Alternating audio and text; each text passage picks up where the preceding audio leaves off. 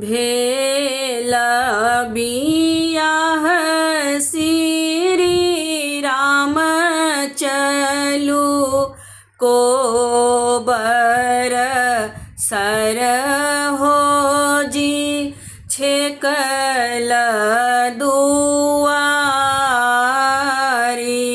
हे भेल बियाह श्री राम चलू कोबर सर हो जी छेकल दुआरी।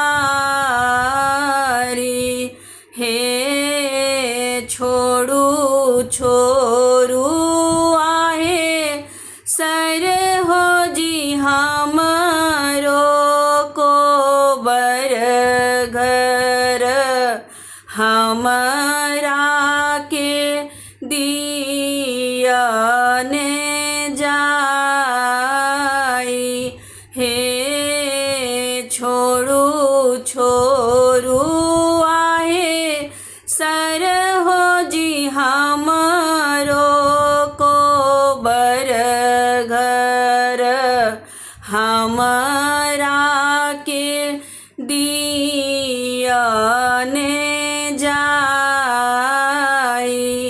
हे नहीं छोड़ब आहे रामचंद्र आहूँ के कोबर घर हमरो के किए देव दान।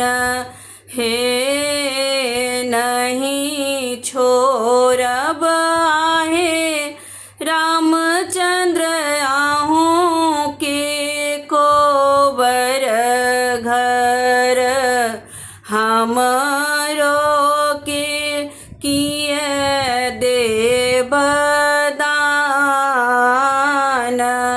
हे देव में देव सर हो जी कान दोनों सोनमा औरो देव गला ग्रीम हार।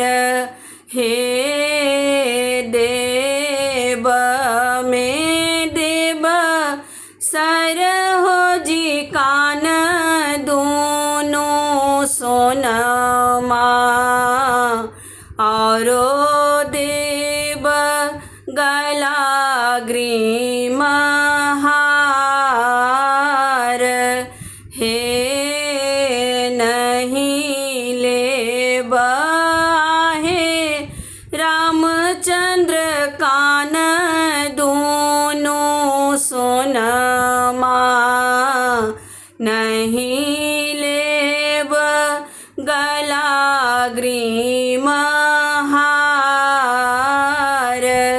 हे नहीं लेब आहे रामचंद्र कान दोनों सोनमा नहीं लेब गला ग्रीम हार।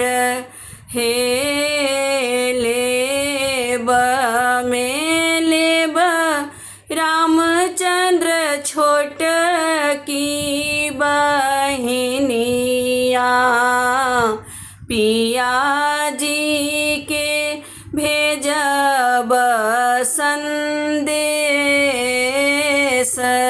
हे लेब में लेब रामचंद्र छोट की बहिनिया